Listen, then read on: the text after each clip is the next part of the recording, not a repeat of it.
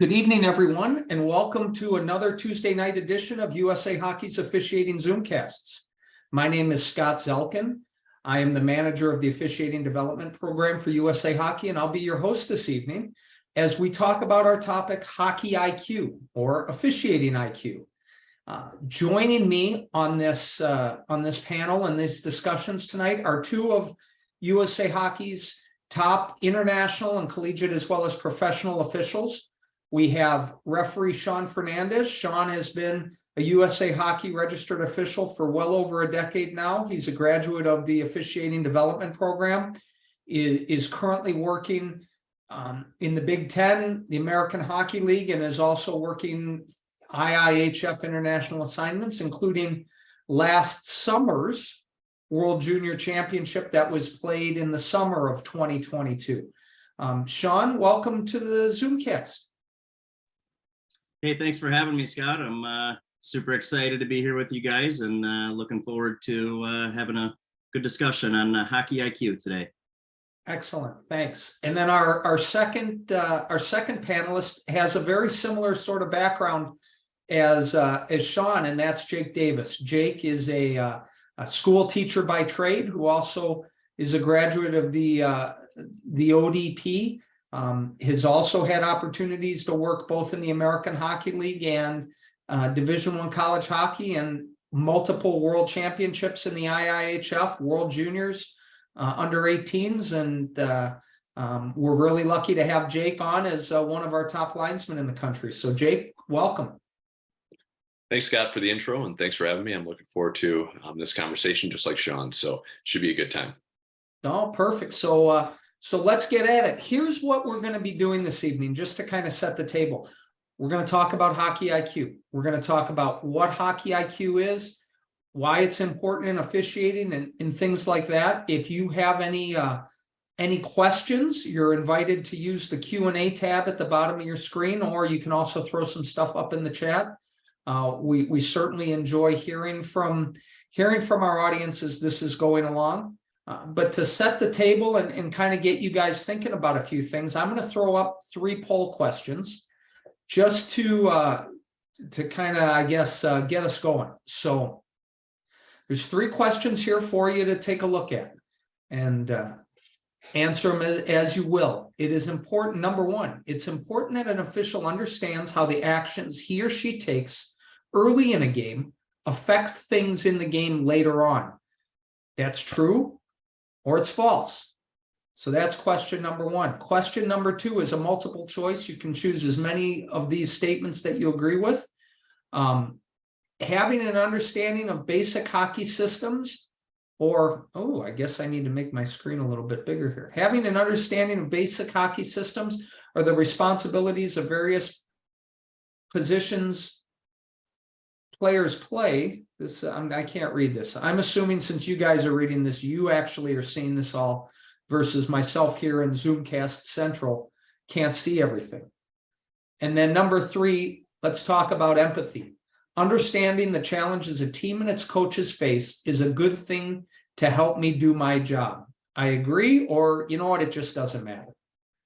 So some more involved questions. So we're going to give everybody a little bit of time here to keep answering away while the votes come in. Okay, just a couple of more votes waiting. 5, 4, 3, 2, and 1. The polls are closed. All right, so let's share our results here. So you should all be able to see it.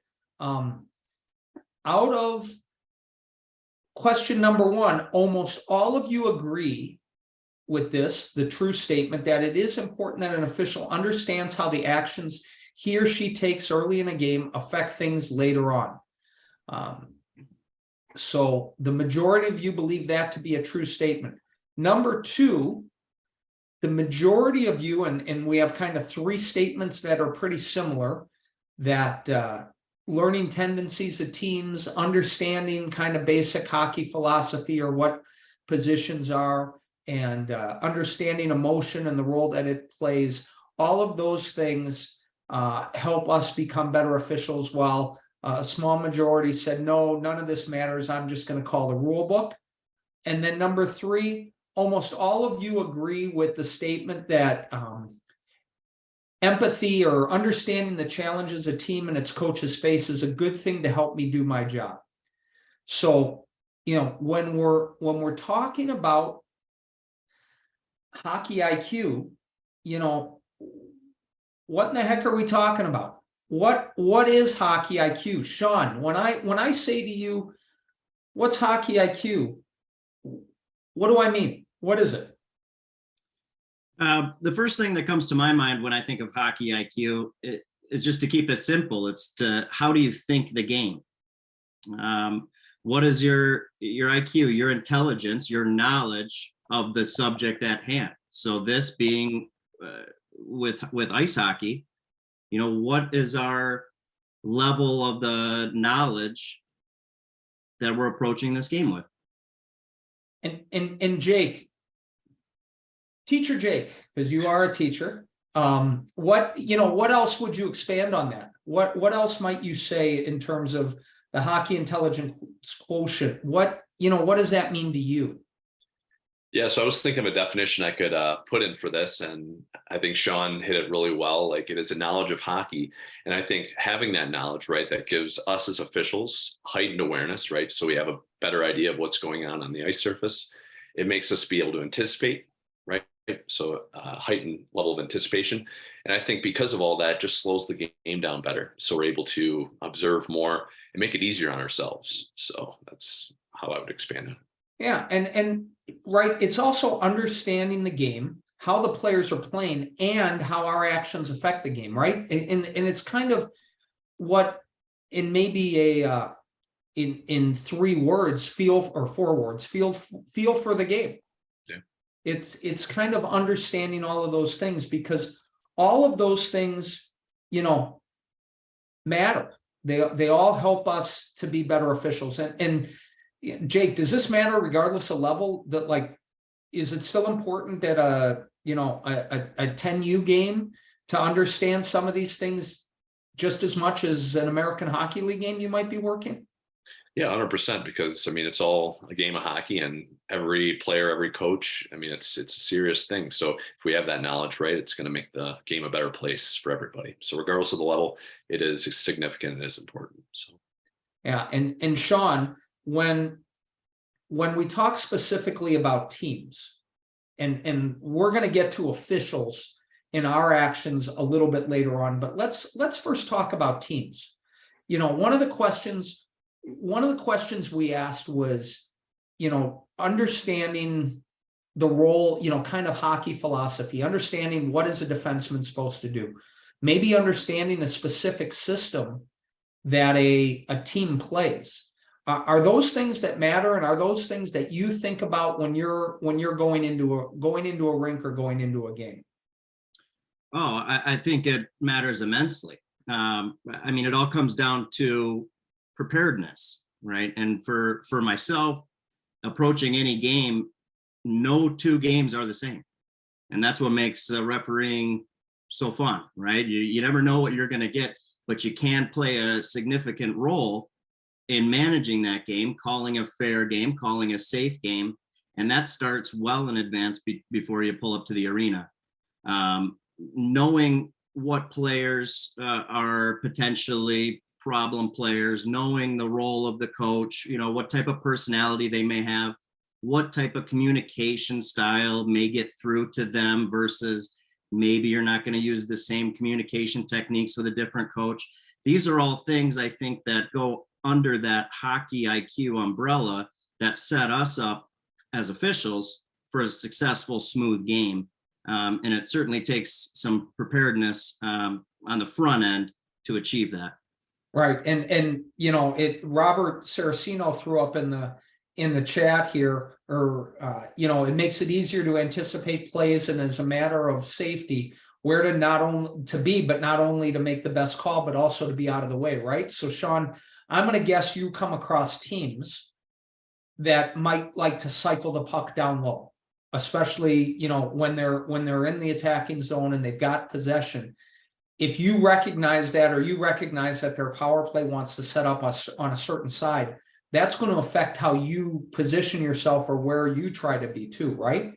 Oh, no doubt about it. I mean, Robert hit the nail on the head here with that statement. I mean, you're anticipating the play, keeping yourself in the best position as possible. But again, no two games are the same and no two styles of play. And just relating this to a couple leagues that I work, like at the collegiate level versus the pro hockey level, you're going to see this day in, day out, because they are immensely different games. Yes, it's all just one big hockey game, but the way that they approach the game, the speed, the passing, the compete, the physical nature of the game, it's different. And you have to be ready to go and putting yourself in the proper positions for your various leagues that you're working. Right. And Jake, so, Sean just talked about pro hockey or collegiate hockey. Let's go back to that 10U game we were talking about a little earlier.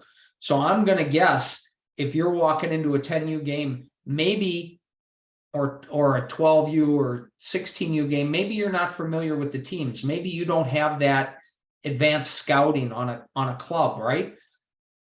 You may still pick up on this stuff pretty quickly, correct? Or even you go to the World Championships, you might not know how Team Slovakia plays versus, Team Kazakhstan or Finland. You're going to pick up on it pretty quick though, right? For sure. And it just comes with experience. Like the more you do it, the more you officiate, the quicker you pick up on those tendencies. And I think it could even go with maybe having a conversation with the coach, like that 10U coach, asking how the team's going or how the year's going, all that stuff. So you sort of get a feel for what that is. If it's an experienced coach who might have played college hockey or might have played at a high level, they might be more in depth with systems and not just skating around in a huge ball, like just chasing the puck, So yeah, you can, I guess, do some recon before the game by establishing that rapport with the coach. But yeah, that first 5 minutes is crucial because you can get a feel for how the running plays and how you should be set up and if they're going to be stretch passing or dumping and chasing, stuff like that, which is all important stuff to know. So exactly. So as long as we're thinking about those things once the game starts, and we might have a team that traditionally likes to throw the puck high up, long stretch passes to the far blue line. And all of a sudden today, they're not doing it for whatever reason.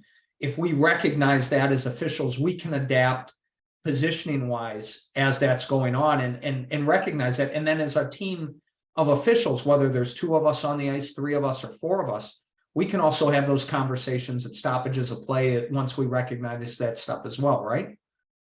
yes, 100%. I think that's a good point too. Like using those stoppages in between periods, or if you're getting off the ice, if the Zamboni's going, using that time wisely to talk about that. It's really important. Teamwork's huge, not only with the players, but also with us on the ice too. So right.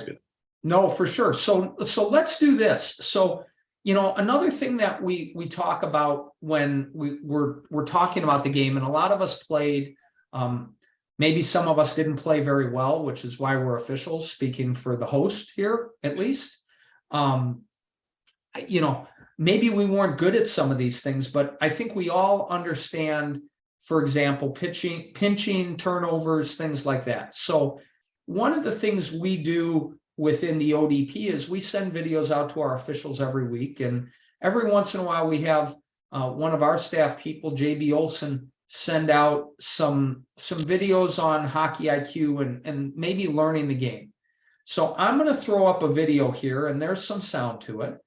And we're just gonna let this roll, and then we'll have Sean and Jake kind of comment here at the end. So this video is a couple of minutes long. Hopefully, for those of you at home, you'll be able to watch it. The sound should be going, and let's see what we talk about here. Well, first off, little trouble with our control room. Here we go.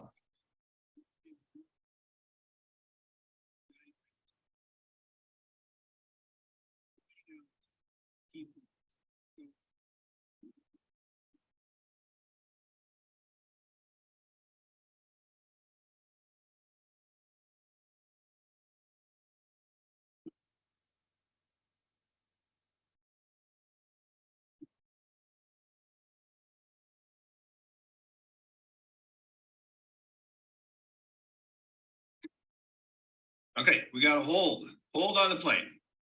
Okay, we could just show you that clip and say, is this a hold or is this not a hold? That's not really the point here. The point is to try to see things. So puck's coming out to the point to begin this whole thing. Shot from the point, puck gets steered into the corner. Blues forechecking. Okay, so a lot of times on a forechecking team, if the D can see a player's back turned to him, that's usually a good indicator for them to start pinching if they think they can get there. Okay, so it's not really a clean breakout. Nonetheless, it goes up to the winger, and just getting into view here is this D. So it's a late pinch. So we put our focus there. What is he going to do? He's going to be able to get the puck. Is he going to get caught? A little chip off the wall, self chip to self. And now we're off to the races. Okay. So one of the back checking forwards sees this. My D got caught. Okay. We got a 2-on-1 going up the ice. I need to get back and cover. Okay. So we're all barreling down this wall. We got a linesman here. Hopefully before the game, we've talked with each other about covering.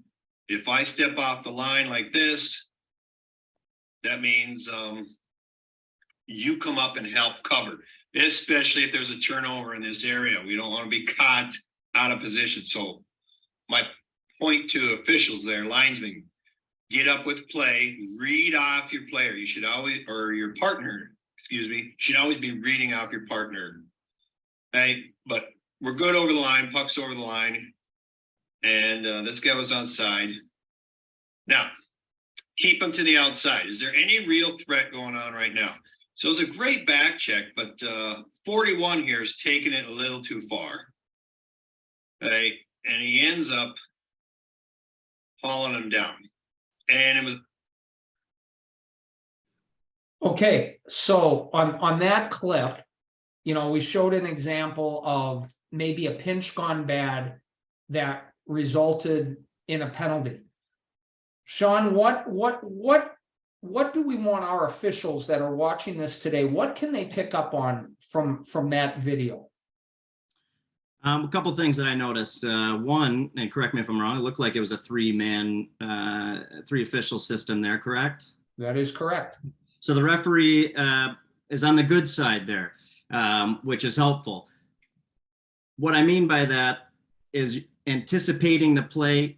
JB alluded to stepping up. You see the defenseman step up on a player who has his back turned. Okay, great.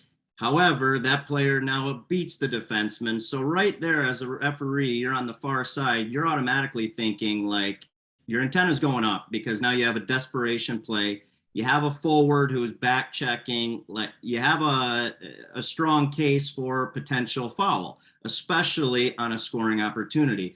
So those are going to be plays that should spark our antenna that we want to be on top of right away. And it was great hustle by the referee from what I noticed there, busting through the neutral zone to get down there to be able to cover on that because that ended up in a holding penalty on a 2-on-1. So these are all things that we want to anticipate the play as a referee, but we still don't want to overreact. We still want to call the game and react to the fouls that present themselves, but we can certainly put ourselves in the best position to do so that we are making the correct call. No, for sure. And so you talked about pinching, hence we had the intro slide talking about pinching. But when a pinch goes bad and the play gets around them, that means we, as a referee, we need to be on our horse. Definitely. As a linesman, Jake, on that play. Now certainly JB alluded to when the play's coming up your wall, you know, sliding into the zone. And we've talked about that. And for all of you watching at home, I know we've had some Zoomcasts in the past on linesman positioning. I would encourage you all to check our archives and we'll talk about that. But from more of a hockey IQ standpoint, when we see that pinch go bad, and now the team's on a 2-on-1 in a 3 official system with only 1 referee, who maybe isn't as fast as what we saw on the ice or as fast as Sean Fernandez 5 or 6 years ago. Hey, What are we thinking? Yeah, the first thing going through my mind is like, oh, poor Sean, he's got to hustle, right? Because he's probably sort of maybe around the circle area, like in the golden triangle, right? So I know he's not in with the play right there. So me as that back linesman, I'd be like, okay, I got to make a call to blue line potentially, but also I got to get on my high horse and get to that goal line to potentially see a goal, right? Because I know I've refereed a couple times in my day, and I know it's not easy to skate 2 zones really quickly to get in position to make that call. But what's great about that is if you do cover right, Sean then can focus on that potential infraction. So he's not too worried about the goal line. He can see that play.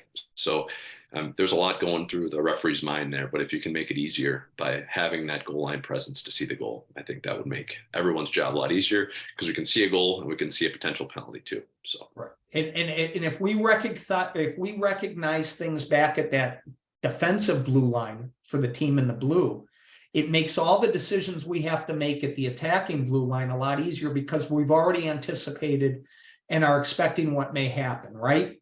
Versus just kind of seeing it and going, oh my goodness, I got to go in, correct? Exactly, because that thought process might take a second, right? So that second might be too late for you to cover. So if you are making that decision right when it is time to go, you can go right there. That way there's no hesitation. So that is a good point.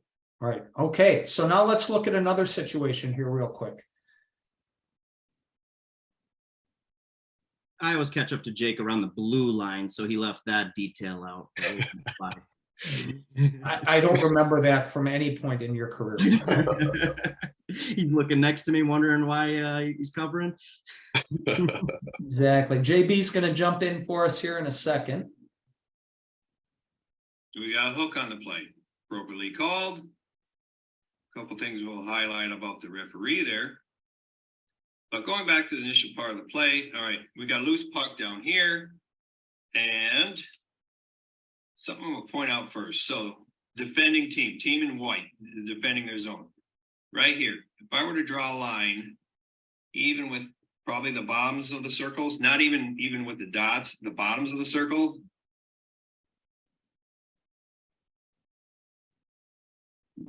Hey, we've got 8 players below that space. We've got 2 attacking D above it. Okay. Realize that we've got way too many people on this side of the boat. It's going to start tipping over. Okay. Makes it easy for your sightline referee because all action, you got all this, and you're going to have to sort through all that. However, realize that the next threat might be outside. As the attacking team, I would be okay. They're going to suck down that far down. Okay, we've got a play in on the wall here. Every single player with a white jersey's got his head tunnel visioned on that puck. Every single one of them. But as attacking team, say, hey, points are open there. Realize that as a defending team, we got to maintain a little bit more discipline and doing our defensive positions. But it does go up to the point. Okay, he dishes it down to the player on the half wall right there. Okay, great. White's kind of sorting themselves out after first being all below and now they're up above and they're kind of running around. Hey, attacking player tries to do behind the back deal, doesn't work. Turnovers will kill you, especially in areas around the defending blue line, attacking blue line, either blue line, because players get caught in those positions. The worst place to turn over a puck is right in front of your own net, obviously.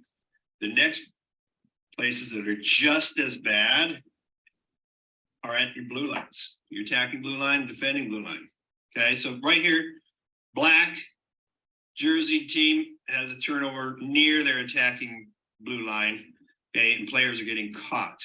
Now the guy who did it behind the back, he catches up well, but he throws the stick in there right away.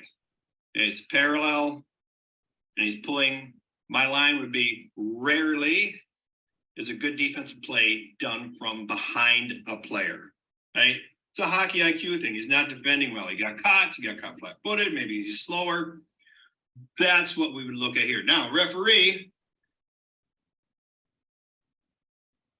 he was along the wall here. He's coming up, and he gets off the wall to give himself a little better perspective, a little better sight line. Okay, so in that video, we saw a few things that are always good to notice. for both referees and linesmen. Let's start with you, Jake. What did you pick up on this, in addition to the things that JB talked about in the audio of this video? So it looked like, again, it was one of those where the defense pinches, but again, gets caught, right? So desperation play is, okay, I'm going to try to gain any advantage I can to try to slow that player down to hopefully my back checkers can, catch up to that player. That way there's not an odd man rush. So being aware of sort of that clutch and grab or those restraining fouls to sort of try to get that advantage back in their favor is important to know. And I think that was wise that, again, that referee was able to bump out and sort of observe those things, but also as linesmen to be aware of that as well, to potentially help out in any potential situation too, would be wise, because we got to be knowing, okay, that D-man is trying to do something to get an advantage because he got caught flat-footed. So like JP said. Right. And Sean, so let's either take this game. Once again, it looked like we had 3 officials, but let's pretend it's either a 2 official system or we have 4 officials from a referee standpoint. The first thing that JB mentioned when he saw correctly that we had 5 defensive players all almost below the bottom of the circles. What does that tell us? That probably tells us the puck's not leaving the zone anytime soon, right? So what can that help us with in terms of making decisions and how we position ourselves? Yeah, so on that, we're constantly processing things out on the ice, whether we're doing it mindfully or subconsciously. You're constantly making a decision and processing where the play's at, where it's going to be. You take this snapshot here of seeing how the entire white team is collapsed down essentially below the hash marks there. You know that you're going to have maybe a tight play at the net with a lot of bodies around there. 2 official system, I think this is where you really try to step up for your partner in those support calls where you lean on each other to recognize, hey, I see my partner's maybe in some duress down there in the corner. He has eight players in front of him, moving around constantly. When we get in this motion where we're constantly looking for an escape, or if we're trying to stay out of the way, well, we're disconnecting ourselves from the play for even a brief moment. And that brief moment is when we're going to miss a penalty, miss a potential in and out goal, you name it. So that's where you really rely on your support official there, who may have most likely has a better sight line, as they have the whole wide field of vision looking down on that play. And then, like Jake touched on too, that official, the low official there, still does a great job by bumping out versus just being like, okay, hey, my partner plays now coming at them. I'm going to defer because they're seeing everything from the front. You're still working hard. You're getting off the boards there and fighting for those sight lines to be able to see this hook.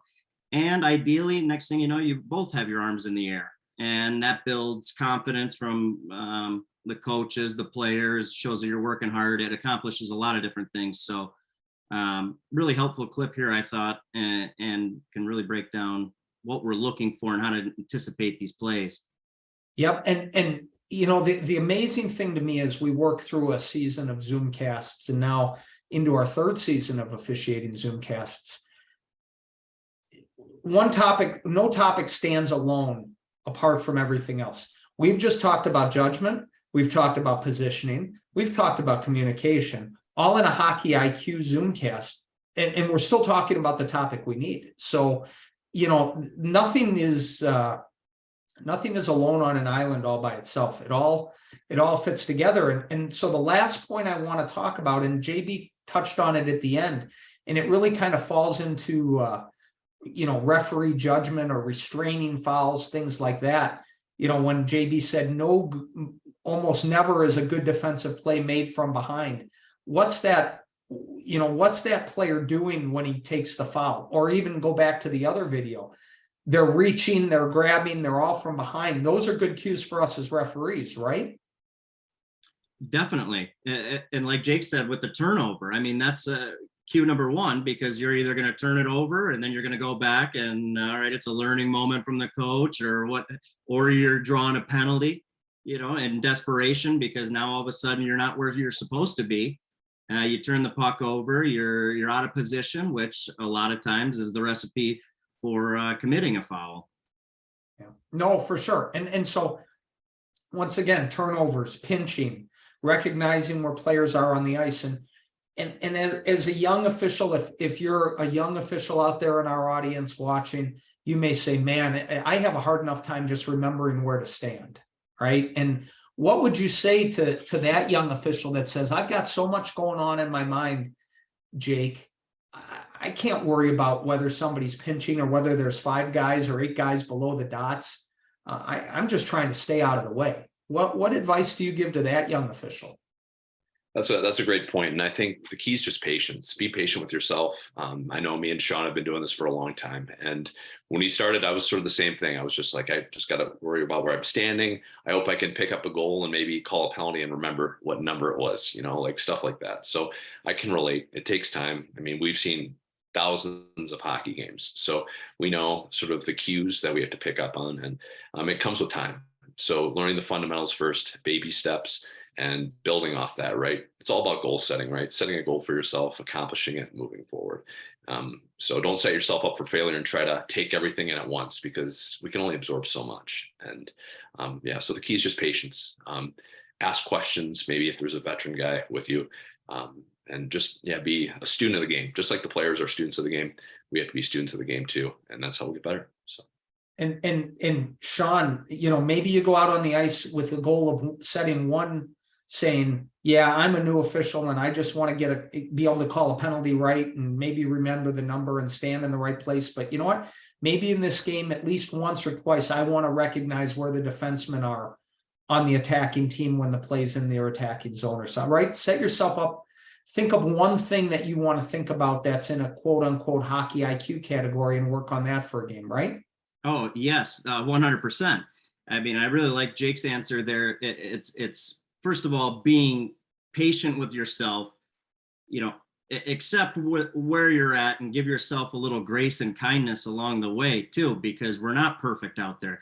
I think I had this conversation with Jake last weekend. I got too much in my mind to be thinking about this, and this, on the ice with a certain play where there's a lot going on and it happens fast and it's easy to beat yourself up on it, or you get in the way and maybe you're feeling down because you just caused a goal because it went off of your skate because you felt like you were in the wrong position. And now the rest of the game, you're beating yourself up about it. I think it just comes with experience. It comes with focusing on the things that you can control and then limiting that to reasonable, smart goals, if you will, by making them specific, making them, I'm going to go out there and I'm going to work on it. I'm going to be the best at getting to the goal line on making these calls. And then from there, you can just snowball your experience into a mature game where you're feeling confident each time you're stepping out on the more and more confident each time you're stepping out on the ice. Right. And one of our regular Zoomcast attendees, Michael Menino, just threw up in the chat, and he's absolutely right. It says, being a new official, I just try to say to myself, when the D has the puck, they're trying to clear the zone. And when the attackers are attacking, I say they're trying to score. Both teams are going to do what they have to do to help themselves.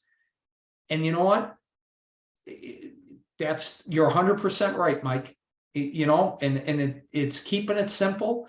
And sometimes keeping it simple is the best way to go about it. So that's a really good point from retired NYPD officer and longtime Zoomcast attendee Mike Menino. So now let's talk about officials and what we actually do. If I say to you, Jake, does an official's decisions early in the game, just like the questions talked about, does that matter in how they do things later in the game? Expand. Yeah, 100% does. Just like how players, they impact the game with maybe a decision they make, so do we. And regardless of if you're a referee or a linesman, what your standard is, what your first call is, what your first impressions are, that is going to dictate pretty much what happens throughout the rest of the game. So give an example of your first penalty call, right? If you are setting a standard with maybe a weak first call, right? That's going to lay precedence for the rest of the game where you have to follow that standard, right? Same thing with a face-off, right? If you have not a good face-off at the first couple times, right? Those players think that they can get away with things, and it just makes your life harder as you move through the game. And we know that as the game moves on, right? Each period it gets more and more intense. And if we're having bad face-offs with a minute left to go in the game, that could be significant to potentially a goal that might have smelt a little funny. So setting the standard early with smart, effective decisions is so important, because it only makes our job easier. Because if we're sort of shaky at first, we're only working uphill. So make our job easier by making good, effective decisions. No, for sure, right? And once again, just recognizing what we've done and how that translates later on. And Sean, we also had a question about emotion and empathy and understanding those things. Talk to me a little bit about, or talk to us and our audience about how understanding teams' emotions and whatnot can make us a better referee, and how maybe things that are going on in the game are frustrating the teams, and what we as an official can do to help settle things down, or, you know, their emotions. It's a big game, or the player got hurt, or anything like that. I'm just going to throw that out to you right now. Yeah, no, thanks. I think emotion and managing and controlling the game and doing our jobs out there is one of the biggest topics for me of hockey IQ. What I mean by that is, say you're in a game where it's like you didn't like your first couple penalty calls. You don't really like the way that the game is going at any level. You can feel that. You can feel that out there as an official, because maybe you're overthinking about those other calls that you made and you're not super happy about them, or you're trying to fight for position to maybe be in better position next time so you can improve on those calls. However, hockey's an emotional game. It's a fast game. Each player has their own personality. They're going to react different. Coaches are going to react different. I think when we're able to effectively communicate and to put those emotions into perspective as officials, it only benefits us doing our job. And meaning we're not going to overreact, like we're not taking it personal. Now, again, if they're crossing the line and disrespectful and let's say you made a couple bad calls, we all do. Like, that doesn't then open up the door for a coach, player, parents, you name it, to just go off the rails, right? It's something that you still are cognizant of in your game. You're managing those emotions. And maybe this is the time where if you're able to pull that coach aside, or if the players are, of age, where you're able to have a side conversation with them and speak to them, just to bring back the game down to an even playing field amongst each other, where it's like, hey, I'm human. I'm out here doing the best I can. Like, and I think it's tough with what age that you're working at, but I still think that it can be done, and it depends on who you're going to communicate this through. Maybe it's the coach. Hey, coach, you want to know what I recognize that wasn't my best penalty call. However, I'm starting to see this snowball, and your players are taking liberties, and we're going to tighten it up. And I think even through that small, brief communication at the bench, or maybe after the period, you're able to set yourself up for the remainder of the game. No, for sure. And look, let's be very clear, right? Recognizing emotion and effectively managing those emotions is important. But what we aren't saying is that as officials, we are allowed to be abused by coaches, players, or parents, right? Because if they do cross that line, we have penalties in the rule book. Absolutely give them a warning. Absolutely give them a bench minor. If you have to eject them, because we're not verbal punching bags for them to be, for them to just abuse us no matter what, right? And I think just to clarify, and I know that's not what you're saying, Sean, correct? Oh, yes, no.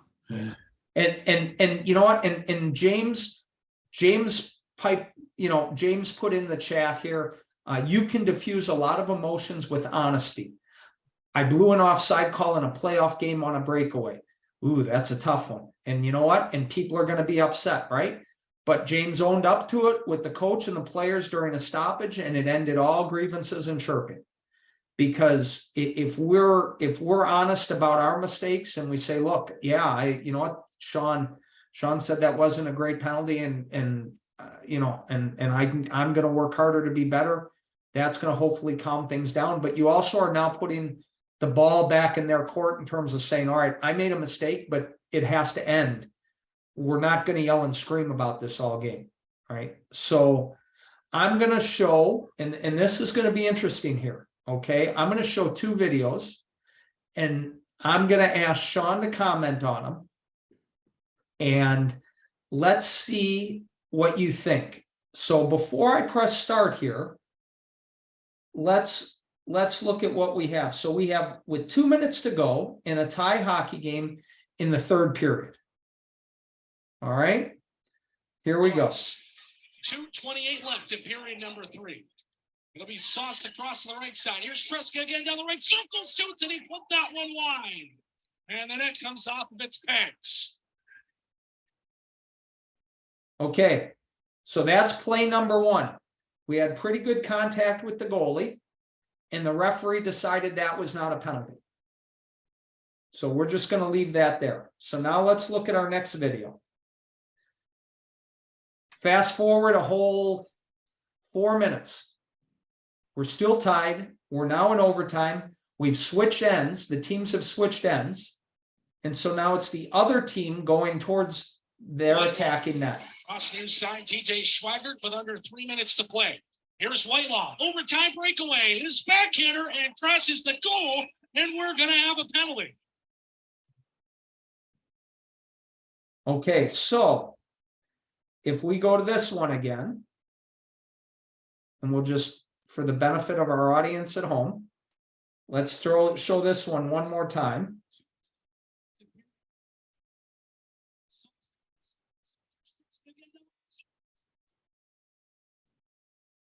That's not a penalty. And Whitelaw. And we're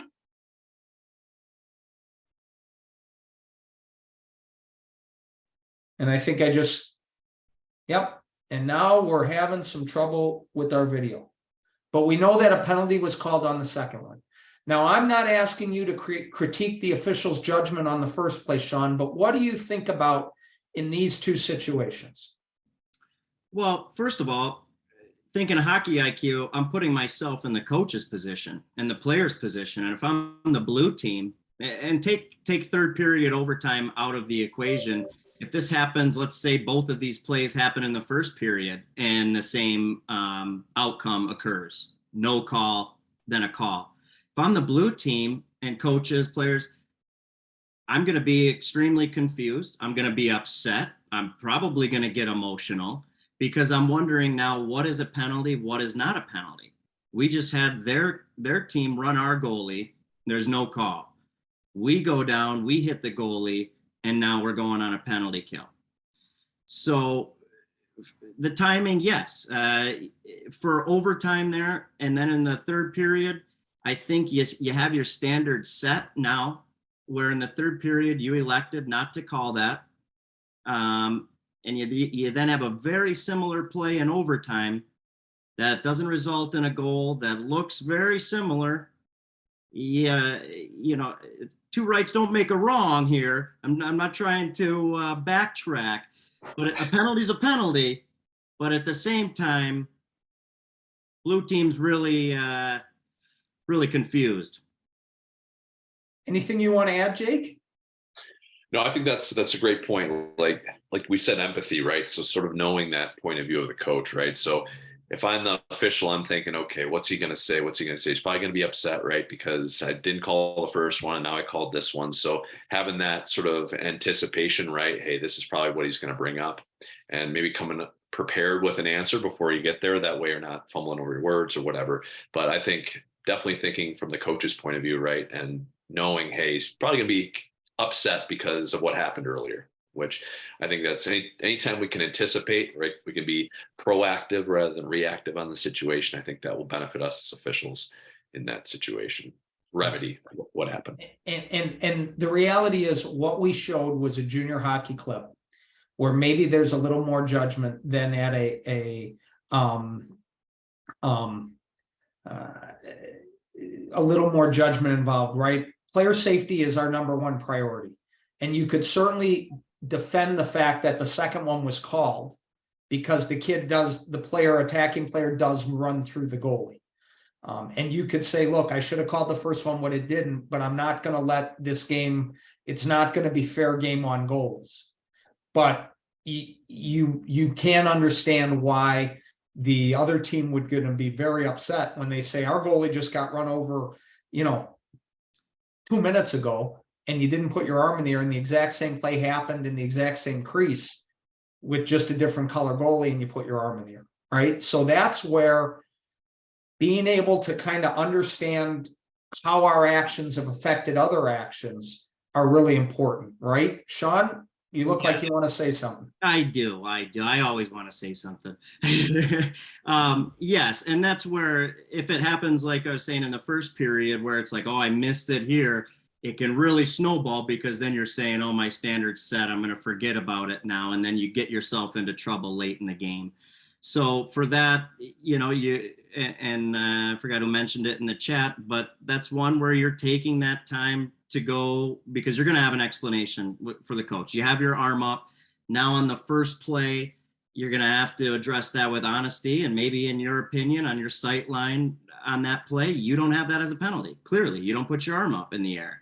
So they're going to have to accept that, and whether they do or they don't, that's on them. But at the same time, you're still reacting to one that you have a good sight line on, that you know is a penalty, and you're sticking to it. And that I think down the road is going to build credibility, even though you may not feel it right then and there in that game, because you have a lot of eyes on you, and potentially a heated situation. No, that's, you're absolutely right. So we have a really good question here, and it's this, do you guys, and by you guys, we'll say Jake and Sean, do you guys as experienced officials talk to each other before the period or OT starts to say, hey, we got to make sure we're on the same page so we're both consistent in our calls? Do you have those kind of conversations? Every game. And do you just wait till in between periods, Jake, or are you doing it when you're handing off the puck? Do you do it at different times? Whenever it's appropriate. Like, we have a lot of time where we can be talking. It shouldn't just be, oh, right when something happens, now we got to get together, we got to figure it out, right? So me and Sean have worked together for years, so we know each other's tendencies. We know sort of what happens. We know, like, if we're in trouble, right, we can assist each other because we know sort of those tells. So it's a culmination of things for sure. But yeah, we're taking every little opportunity we can to make sure that we are on the same page, because that's ultimately what it is. When we have a bunch of officials on the ice, we all have to be together, and we have to have that same thought process, right? Because if there's, I guess, not any unification going on, right, that's going to be hard for us to have that credibility. So we all have to be on the same page. No, Yeah. for sure. Go ahead, Sean. Oh, just to add one quick point to that. This is something where you can feel as an official in a whatever system you're in. Let's say you don't have any penalties in the first and second, like you said, Michael. Well, you set a standard throughout the game, and to maybe eliminate confusion and stuff like that, you're constantly in each other's ear as a crew of officials, being like, hey, let's stay focused. But there can also be that internal pressure of like, I gotta call something, I gotta get involved somehow. And those are the kind of cues that you want to pick up on, but not let them control your game, and still let the game come to you. The players, maybe they're playing a clean game, maybe you don't have to get involved. And then in the third period, you call a 30-second tripping penalty, and you take a situation from a temperature here to here real quick, because now you're getting involved and maybe it wasn't warranted. And so those conversations happen all the time, like you said, right? Yes. And as a team, we're keeping ourselves kind of on the same page by talking to each other. It almost keeps us all honest so that we don't drift mentally, because at that point in time, it's as much mental as it is physical. Right? Yes. Oh, I agree. If not more so, meant, of course. Yeah. And Jake, so let's go to your specialty on the lines a little bit here. You know, you've talked already about stretch passes, things like that. Is recognizing what teams are doing off of faceoffs important as well? Is understanding what their strategy may be on a faceoff? Yeah, it definitely is, especially like I know sometimes, especially in youth games, right? We don't really get to see teams much, right? So we don't really pick up on those tendencies like over long periods of time. Obviously in the game we can, but thankfully, because we work the same teams a lot, we have the luxury of knowing the centermen. We know their systems. We know what they try to do to potentially cheat, to potentially gain advantage, right? So again, we're talking with them, right? If I know a centerman likes to go across or likes to come down on a knee and spin, right? So I'm letting them know, hey, like you did that to me before, it's not going to happen again. So let's make sure we have a nice fair face off so we get the puck down. So there's a constant line of communication with the centerman, with the wingers if they're coming into the circle. That way we can have a fair, fast face off and no one's going to gain advantage, because the last thing we want is a bad face off to go back to the point, the D man, and then one times it in the back of the net, because then all eyes are on us because we have caused an outcome to happen that shouldn't have, right? So just being aware of those potential advantages that they're trying to gain and mitigating that before it gets bad. So. Or a team, maybe a shorthanded team, you know, or teams might run a play off of a faceoff where they win the draw and then they throw the puck a long way up the ice. They send a winger flying up the ice. If we recognize that's one of their plays again, we can react to the fact the minute whatever team wins the draw, we can begin to go with that winger because we know the puck's coming his or her direction, right? And if we've learned that, or we saw it the first, or they've done it twice for us on the ice, we can react to it as we see it, which is important.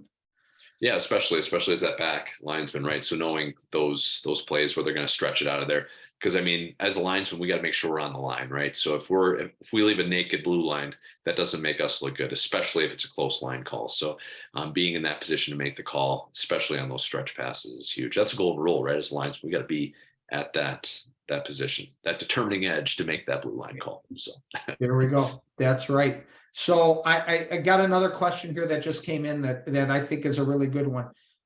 You guys talk about a hockey IQ and understanding emotion. I had a game last week where I called 6 penalties in a row on one team and the other team wasn't doing anything. How can I help or understand to keep everybody calm in that situation? So I'll let either one of you guys throw that out.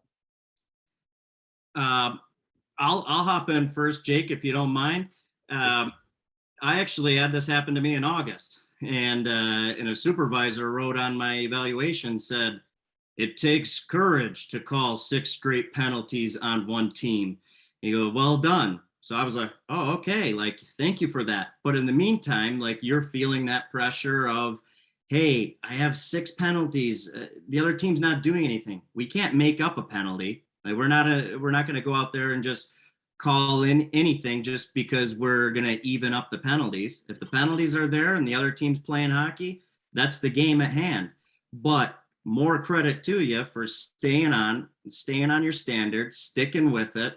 And I think that's what makes a good official great, by having that courage to stick with it. Now, don't miss the one that presents itself for the other team to make it 6-1. Right. And Jake, do we, potentially want to say something to the team that we've called 6 penalties in a row on to maybe keep their emotions in check? Do we want to maybe have a word with the coach who's we can feel his temperature getting up and his face might be as red as your sweatshirt? Yeah, or absolutely. Her face might be as red as your sweatshirt. Yeah. Yeah, no, definitely. It's one of those things where, again, we have that feeling, right? We know we've all been in that situation where we know like just one little thing that's going to snap, the coach is going to snap show, and we're going to have a lot harder time than we do now. And just going over, be like, hey, coach, I understand I have 6 penalties on you in a row. I know you're frustrated. I'm doing everything I can. I'm officiating the game, right? Trust me, if something happens with the other team, I will get it. But again, like Sean said, I'm not going to make up a call just to sort of even out the marbles in my pocket, right? So again, it's all about him understanding that you know the situation too. Because a lot of coaches, they don't think we know the game, right? We just think we're robots out there. But even having him know that we're aware of the situation, and we're obviously keeping them accountable, right? Like that you got to play the game, right? If there's a penalty, I'm going to call it, but knowing that I understand your frustration. And oftentimes it's what coaches want to hear. They just want to see that you're aware of what's going on, that you're not ignorant of what's happening. So. No, that's perfect. So I guess the last thing is we're kind of inching up here on the top of the hour and in the end of our time together. The last thing I want to talk about, though, and this hockey IQ conversation has veered into judgment a little bit. We've talked positioning and things like that. But one thing that's always cut and dried, and I think it's an important message to deliver, there are certain things that are never, ever going to require judgment, that are hard and fast rules. And when we talk about Rule 601E3, which is hateful and discriminatory language and stuff like that, we're never overlooking that. We're never not calling it. We're always having a very a strong line in the sand that if we hear it, we're going to assess a match penalty, right, guys? 100%. Yeah, I mean, there's no place in the game for that. And I don't care if there's 25 penalties in the row. If that's the 26th, that's going to be the 26th, because there's no place in the game for that sort of stuff. As we like I said, as we come up here on the top of the hour, I really want to thank Jake and Sean for your time tonight. Jake, any closing thoughts or anything you want to leave our audience with? Yeah, I'll say something. So again, guys, I thank you for your time coming here and listening to us. I really appreciate the questions and the insight that you had. That was definitely helpful for all of us. And I just want to encourage you guys to keep at it, right? So not all this stuff is going to come to you in one game, right? So be patient with yourselves, set goals for yourself, right? If there's anything new that you want to incorporate, right? So take it one step at a time, and this will come, right? It turns from something that you got to be thinking about all the time to eventually it's subconscious, where you're just instinctively doing it. You can focus on other things and you're doing it and you don't even know it. So be patient. It takes time. And I just want to encourage all of you to keep at it. And we appreciate your service for USA Hockey. Fantastic. Fern, anything you want to add as we close up here? I receive it, Jake. Those were some very powerful words, spot on. No, I appreciate everybody tuning in today and be able to sit with you, Scott and Jake, and chat some higher level stuff here. But at the same time, I came from this. We didn't have these opportunities to learn, and I know it may seem like so far-fetched of like watching videos here and seeing yourself at that level, but I'm a true testament to that, and I have many, many people to thank who have put me in this position to even be here today. So it starts with setting goals. It starts with having fun, enjoying where you're at, and taking one little thing in your game to build off of for the next game and the next game. And just, you never know where officiating will take you, and it's an exciting ride. So I just thank everybody, and looking forward to the next one. Fantastic. Thanks, Sean. So as we get ready here to wrap up, let's show you what we've got left in season number 3 of our officiating Zoomcasts. Tonight was Officiating Hockey IQ. On March 14th, episode 70, we're going to do a plain rules question and answer. And then on March 28th, at the end of March, we're going to bring back that cult favorite, You Make the Call, and throw up some videos and let everybody make the call. So 2 more episodes in our 3rd season of Officiating Zoomcasts. This is my final episode in the host chair here at Zoomcast Central for this season. I have enjoyed it as always. Hopefully my contract will be renewed. I don't know what the producers are thinking, but we'll see. But really have enjoyed interacting with people that are on these things regularly, Robert, Mike, some others that we see on a regular basis with these. Thank you to Jake and Sean for your contributions tonight. And it's tournament time out there in the hockey world. So we wish all of you watching at home the best of luck as you're starting to work some tournament hockey games. And as Jake said, thank you so much for your dedication and your commitment to the USA Hockey Officiating Program. We wish you all the best and look forward to seeing you all around the rink someplace. So thanks so much and good luck the rest of the season.